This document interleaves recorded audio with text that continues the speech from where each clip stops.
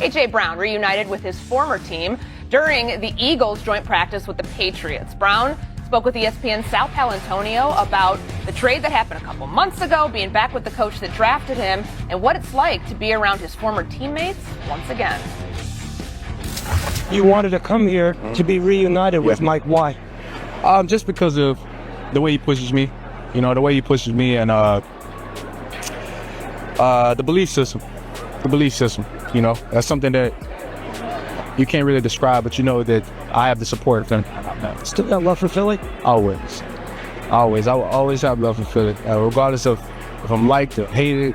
It's love. We won a Super Bowl together. I'll never forget that. I love my fellow teammates. I still talk to them. It's love. And Talk to Jalen? Not him, but a lot of guys. But I'm sure we'll probably catch up at some time this week.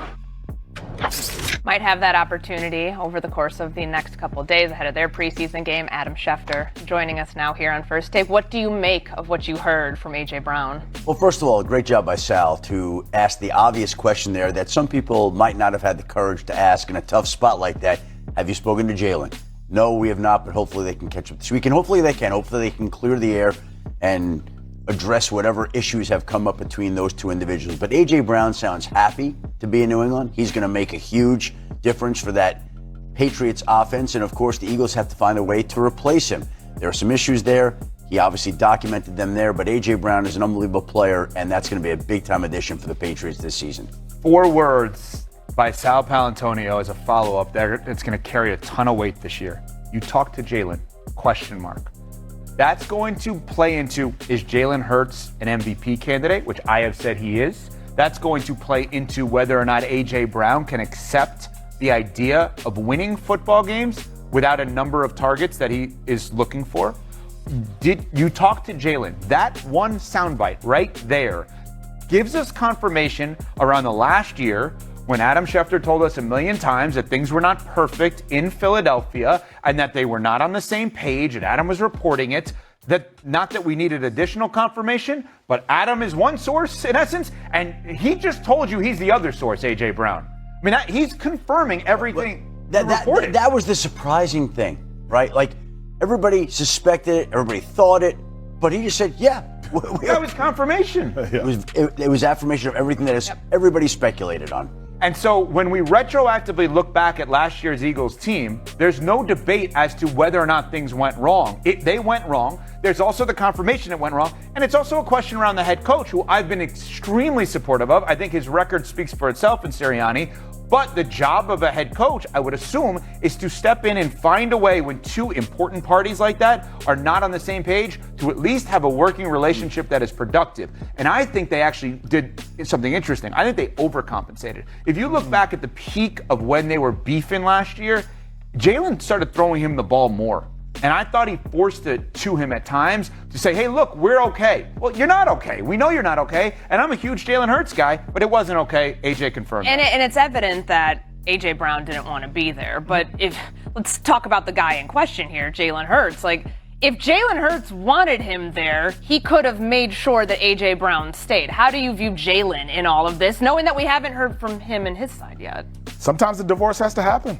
And I think Jalen Hurts is in favor of that. I think if he had made the plea and said, listen, you got to keep this guy in town, I think the Eagles would say, fine, let's make a way for it to happen. But last year, every time we talked about A.J. Brown, it was about distractions. It was about things that were happening away from the field, where him and Saquon Barkley bonding with A.J. Brown when they figuring out why he was upset or disgruntled. It felt like that became the thing. I don't know if that hurt the production, but the team wasn't as good.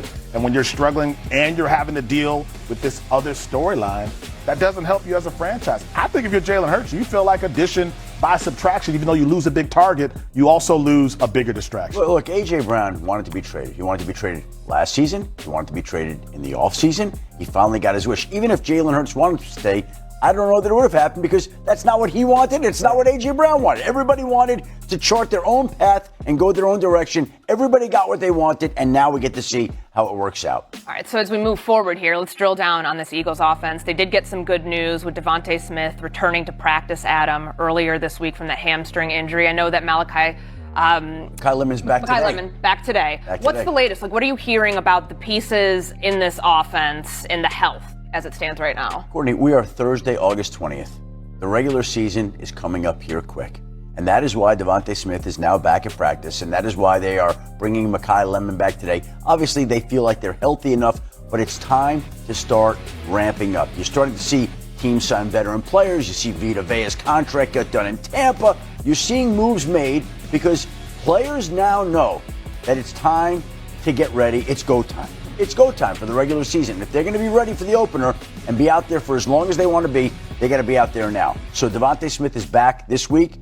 Mekhi Lemon will make his way back today, and let's see what the Eagles can do with these guys in the final weeks as they get ready for their opener. A lot of changes that have been going on, Evan, with this offense throughout training camp. We've heard about a lot of the positives for Jalen Hurts. He's under center more. He's going to factor into this run game with Sean Mannion now calling the plays. As it pertains to what we're talking about right here, the comments that A.J. Brown made, and not talking to Jalen Hurts, but the Jalen Hurts of it all, do you think he's better off without A.J. Brown? And is the Eagles' offense better off as a whole? Yes, and I'll tell you why. We live in this era. Adam Schefter is a lifelong New York Knicks fan, and he just saw his team win a championship. And what do the Knicks tell you about why they won a championship? What do they start with? The power of friendship. We laugh at that as a sports concept. Why should that matter? If you have Michael Jordan and Scottie Pippen weren't always best friends. They won 6 titles. Shaq and Kobe, right? Brady and Belichick weren't always best of friends. But we live in a different world now. And the power of friendship thing, as cheesy as that sounds, we saw teams succeed like the New York Knicks in that era, in that regard. I think, how about the other way on what the rivals could do? If you hate the person sitting across from you, if you hate the person working with you, because that's what AJ basically told Sal yesterday. And so I now look at it and say, what did that do to the X's and O's of everything? How did they overcompensate? So yeah, to answer your question, Jalen Hurts is better now without AJ Brown because his rival is not sitting next to him in meetings every day. I think Jalen Hurts has to be better without A.J. Brown. You lose a 1,200-yard receiver. That obviously puts you in a different position. I think he's going to carry more of the offensive burden on his shoulders. I think it's an opportunity for Devontae Smith to become more of a scoring target, right? This is a guy who needs to get into the end zone more often this season. Mekhi Lemon, you mentioned, can he have a breakout year as a young player in this league? But it's on Jalen Hurts. Like, if this is a situation where you go, okay, we had issues last year with A.J. Brown, now he's gone, you've got something to prove, I think, if you're Jalen Hurts. And I do think it's a better opportunity for him to show that he can be an MVP caliber player in this league. You talk about the power of friendship. That's a fancy way of just getting away from basic team chemistry. Yeah. Which is what we've always talked about. Right. It's the chemistry. Can these guys get along well? How much does chemistry matter in a team winning? I like that. The power of friendship, though. That's nice. Well, I'll be your friend, too. That's why we're working well together. But let's look at the Russell Wilson Seahawks. Okay? Russell Wilson, who I'm a huge fan of on Wisconsin, but Russell Wilson was great until there seemed to be stuff that was just not going right in Seattle. Then all of a sudden this guy comes in and Sam Darnold a couple of years later, Geno in between, and it just, everything fits. Everything fits together.